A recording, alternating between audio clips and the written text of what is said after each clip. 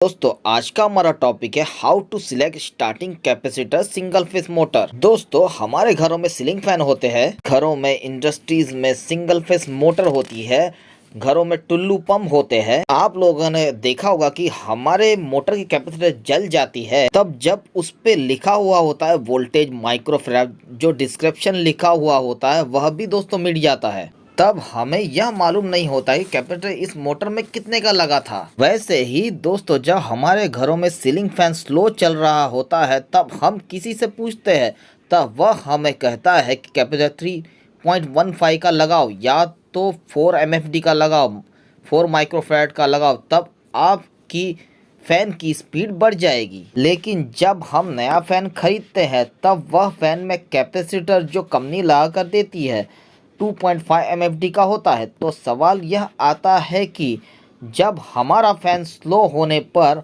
हम कैपेसिटर ज़्यादा का लगाए या कम का लगाए, तो यही टॉपिक को आज हम समझेंगे। दोस्तों आपको एक चीज़ पता होना चाहिए कि हमारी मोटर या सीलिंग फैन या हमारी सिंगल फेस इंडक्शन मोटर ही है। तो दोस्तों हमारे इस सीलिंग फैन को अच्छे से चलाने के लिए 220 वोल्टेज चाहिए, लेकिन किसी वजह से किसी कारण से जो वोल्टेज आ रहे हैं वह वोल्टेज 180 वोल्टेज है।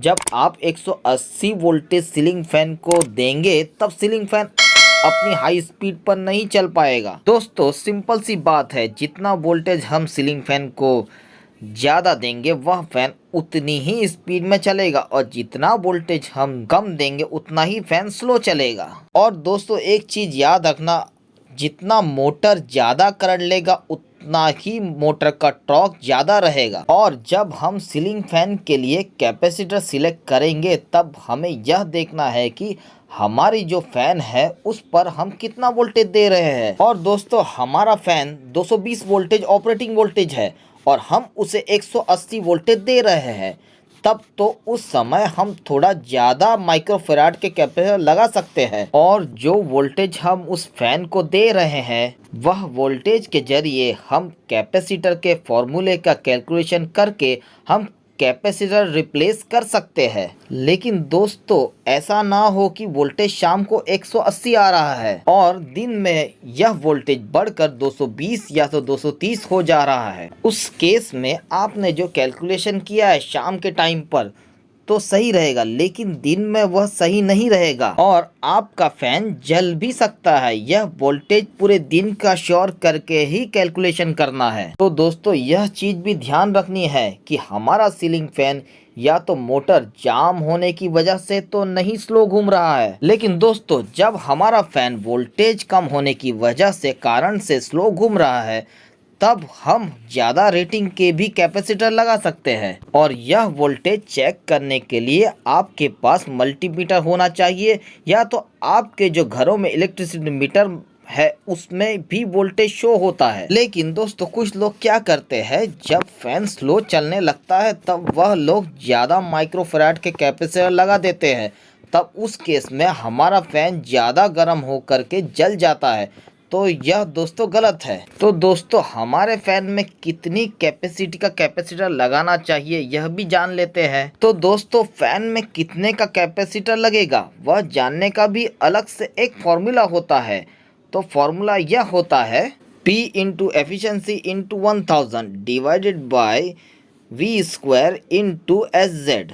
SZ मतलब फ्रीक्वेंसी। तो दोस्तों यह फॉर्मूला काफ़ी सिंपल सा है, जो हमारी सीलिंग फैन हो या सिंगल फेज मोटर हो, उस मोटर या सीलिंग फैन का आपको P पता होना चाहिए। P का मतलब पावर या वॉट होता है। सीलिंग फैन के वॉट की बात करें तो लगभग 70 वॉट के सीलिंग फैन होते हैं। फॉर्मूला में जो P लिखा हुआ है वहाँ हमें वॉट लिखना है, 70 वॉट लिख देता हूँ।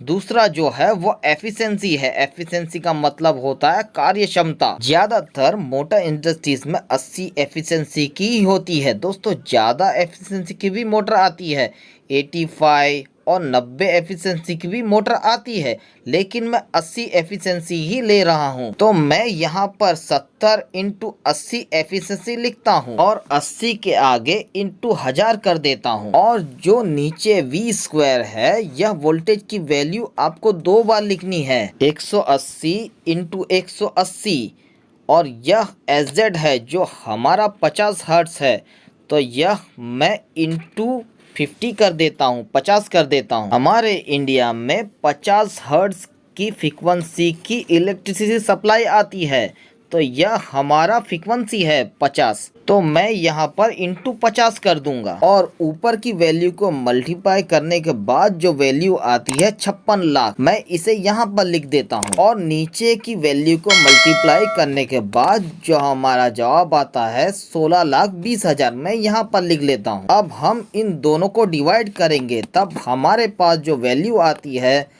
वो 3.45। यह जो वैल्यू आई है 3.45, यह हमारा माइक्रोफेराड है। हम 180 वोल्टेज दे करके यह कैलकुलेशन कर करके जब हम सीलिंग फैन में यह कैपेसिटर 3.45 का लगाते हैं, तब हमारा सीलिंग फैन बहुत ही बेहतर चलेगा और फैन नहीं जलेगा। तो दोस्तों, आपके घरों में सीलिंग फैन हो या सिंगल फेस मोटर हो, उसमें कितने का कैपेसिटर लगेगा आप इस फॉर्मूले के जरिए पता कर सकते हैं और काफ़ी आसानी से पता कर सकते हैं। तो दोस्तों, इस वीडियो के जरिए आपको अच्छी जानकारी मिली होगी। तो दोस्तों, चैनल को लाइक कीजिए, सब्सक्राइब कीजिए और कमेंट कीजिए। दोस्तों, सब्सक्राइब करना मत भूलना। नेक्स्ट वीडियो में हम फिर मिलेंगे, तब तक के लिए बाय।